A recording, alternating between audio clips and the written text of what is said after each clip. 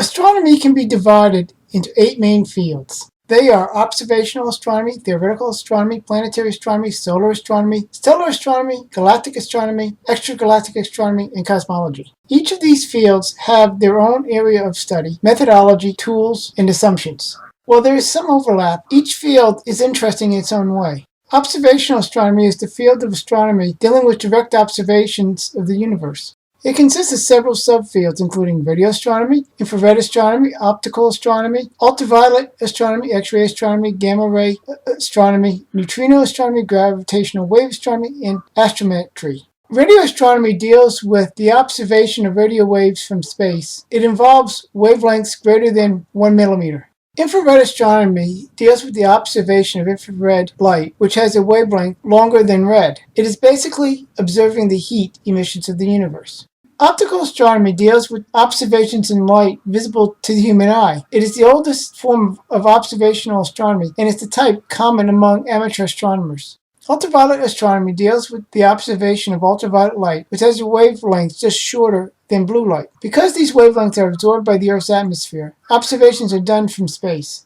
X-ray astronomy deals with the observation of X-rays, which are produced in space by objects with temperatures above 10 million degrees. Gamma ray astronomy deals with the observation of gamma rays. Source objects include pulsars, neutron stars, and black holes. Neutrino astronomy involves detecting neutrinos from space, with heavily shielded underground detectors consisting of large amounts of water. Gravitational wave astronomy attempts to detect gravitational waves using huge interferometers. Astrometry involves measuring the position of celestial objects, such as the sun, moon, planets, and stars. It is one of the oldest fields of science. Theoretical astronomy is the theoretical wing of astronomy. It works with observational astronomy, which is used to gather information on which to develop theories as well as testing them. The main difficulties with theoretical astronomy are the starting philosophical assumptions used and the problem of using theory to interpret observation rather than using observations to test the theory. Another issue in theoretical astronomy is the tendency to patch popular existing theories when they fail to predict actual observations rather than questioning the original theory. This is most often done in dealing with theories of origins. A major example is the invention of the notion of dark energy to save the Big Bang from Type 1a supernovae observations. Planetary astronomy is the study of planetary bodies. It includes planets, moons, dwarf planets, comets, and asteroids. This not only includes bodies orbiting the Sun, but extrasolar planets as well. In fact, the discovery of extrasolar planets has greatly extended planetary astronomy. Solar astronomy is the study of the Sun. Not only is the Sun important for sustaining life on Earth, but the Sun is also the closest star, making it the easiest star to study. It uses reflecting telescopes that produce images of the Sun for study. Stellar astronomy is simply the study of stars. The downside is that their distance makes direct study difficult. This leads to a lot of theoretical interpretations of observations. The discovery of extrasolar planets has been a result of stellar astronomy. Galactic astronomy is the study of our galaxy, the Milky Way. This would include the Milky Way's contents and structure. This process is made more difficult by the fact that we can only see it from the inside. Despite this fact, we know that the Milky Way is a barbed spiral galaxy and has a 4.6 million solar mass supermassive black hole at the center. Extragalactic astronomy is the study of galaxies outside the Milky Way.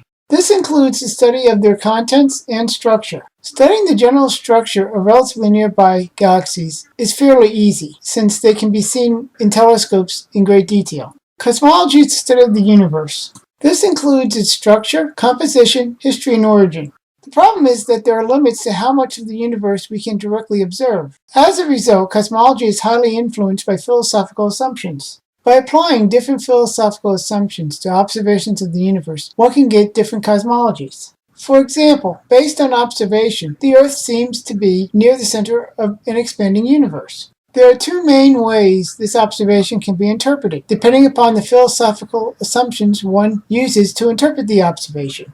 If one starts with atheistic philosophical assumptions, since it is highly unlikely that we would be near the center of the expansion, it leads to the assumption of an unbounded expanding universe without a center, such that every point in the universe looks like the center of the expansion. The result is the Big Bang cosmology, which had to be modified by the artificial addition of so-called dark energy to explain Type 1 1A supernovae observations. The result is that to save the result of atheistic philosophical assumptions, a totally ad hoc addition is needed to make the Big Bang cosmology fit reality.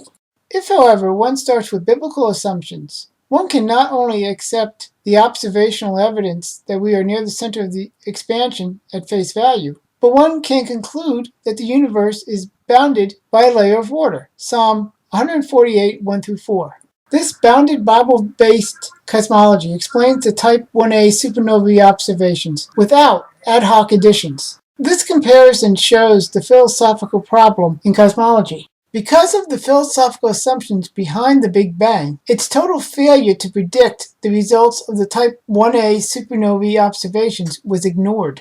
Instead of recognizing this major failure, the totally ad hoc addition of imaginary dark energy was made to make the Big Bang fit reality. Like all major fields of science, astronomy has subfields. It is important to understand the assumptions commonly used by those subfields. Observational astronomy is one of the few areas of science that benefits from a significant amateur participation, where the amateurs often contribute meaningful observations. The subfields of astronomy each make their own contribution to astronomy as a whole, which is where the big picture comes together.